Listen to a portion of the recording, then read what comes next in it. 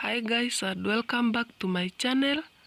Today we are learning something different, and I'm starting from the source. As the title of the video says, we are learning how to cook the yellow ugali, and I decided to show you the whole process from like 2 months ago when we were harvesting the yellow maize. This is the maize that we planted ourselves, and as you can see, it's yellow maize, though it has we have some white maize as well, because the neighboring farms had planted the white maize. So due to the cross pollination, that's why we have our maize having some white maize as well. But that's not a problem. It's understandable because you can't force other people to plant the same variety of maize as you did. So we were just experimenting on whether this yellow corn or the yellow maize can do well, and yes, it did. I'll show you the whole process. From this farming, we were able to get like 3 tins. We just planted a few maize seeds, and now this is in the posho mill, whereby after threshing the maize or removing the maize from the maize cobs, now the next step is to take the maize to the posho mill so that it can be milled. At this point, I'm sieving to remove any chaff or any other particles. The chaff, you can also do the winnowing at home, but I chose to do this one at the posho mill. Then we'll have this maize milled into the maize flour, the ordinary one, the one that is whole. We prefer not having our maize sifted, so we have the whole maize, whereby everything is milled. Yeah, because a whole meal is always much advisable. It has all the nutrients. So that's the maize flour. As you can see, it's yellowish. My camera is not doing justice to this.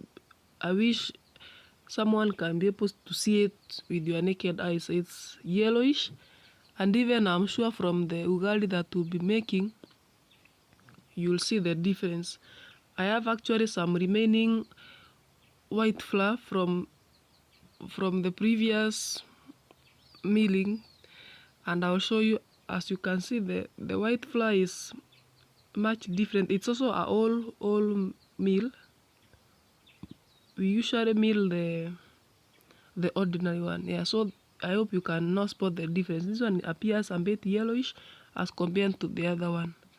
So the first step is always to boil the water.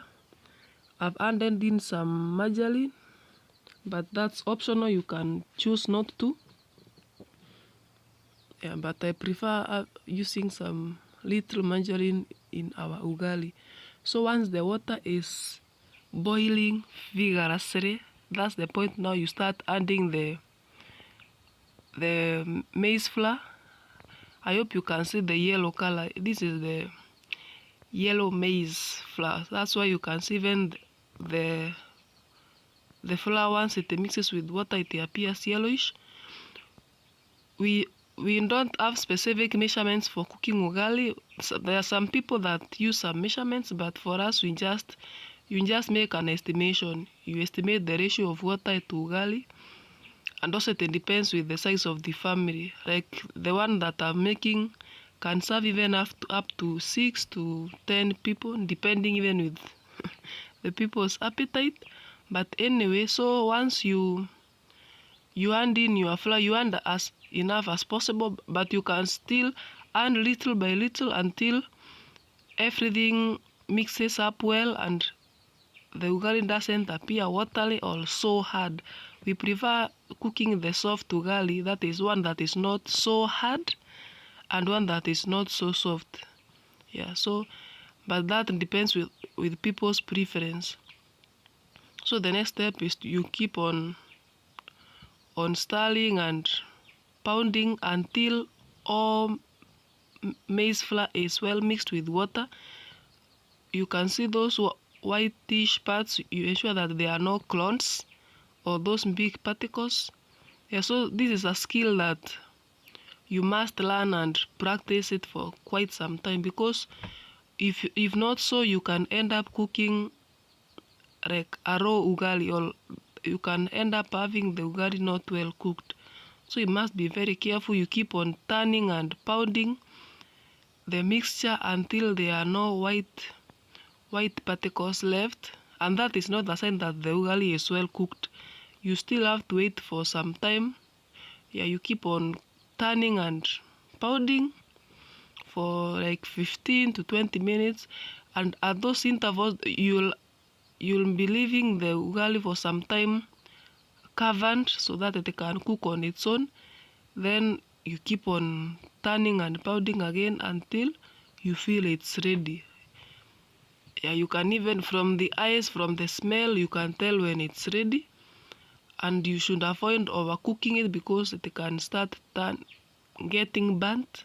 Yeah, so you just have to make your calculations well. You can't just leave it and go to other errands.